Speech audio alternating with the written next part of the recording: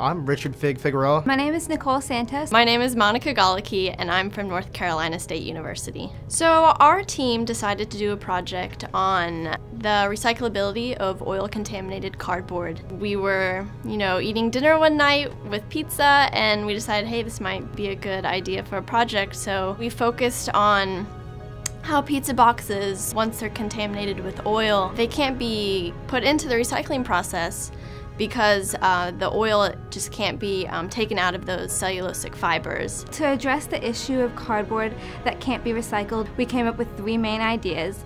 The first one was to coat the fibers so that the oil couldn't get into the fiber and then remove that coating during the recycling process.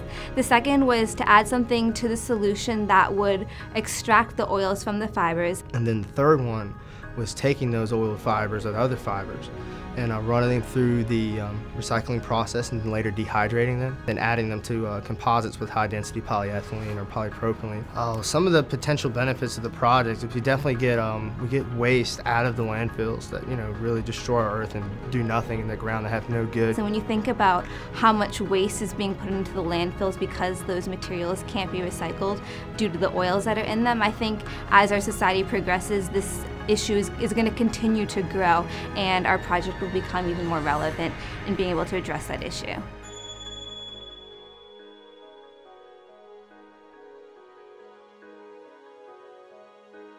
My name is Jay Choi. My name is Sang-Kyun Cho. My name is Victor Roh, and I'm from the Johns Hopkins University. I teach a class called Introduction to Engineering for Sustainable Development.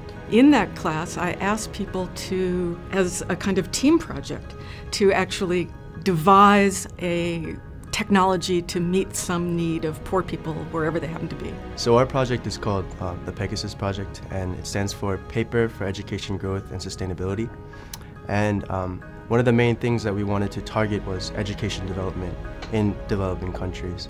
We started, grinding our heads and coming up with something that could supply these countries with paper cheaply, sustainably, and could also give them something more than just the educational aspect. Basically, we designed a low-cost, low-tech paper-making machine. The thing we try to do with this project is to combine traditional part and modern part of paper making.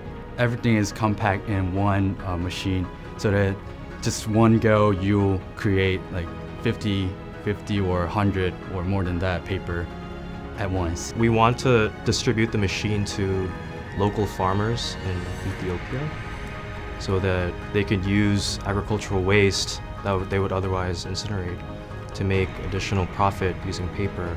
And then once that cheap paper is distributed to the children in schools, children can use that for their education and so forth. So those are really just basic ideas that we thought about. I think one of the core concepts of our project is that we wanted to start from bottom up.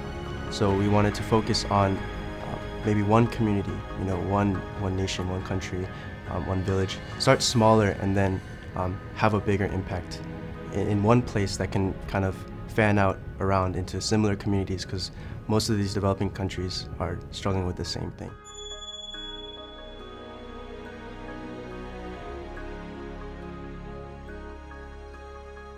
Hi, I'm Niraj Bhatia. I'm Weijia Song. Joanna Liu. I'm Alex Yuan from Rice University. The project is basically a proposal for a series of offshore floating islands to service the oil industry in extraction and exploration. The vision of the project in a more detailed fashion was really to engage architecture into an area that's typically overlooked by architects. So the project is a lot about taking in existing processes, industrial processes, and running them through an architectural lens, an urbanistic lens, and bringing it all together to create something that's more sustainable, more efficient, more economic. By using the existing oil infrastructure, the pipelines, and the different oil rigs there, we created a city using those different elements of the oil industry to encourage people to come off the coast and live there. We took this problem of these oil fields in Brazil, off the coast of Brazil, try to make a more efficient way of extracting it at the industrial level and also at the human level. In terms of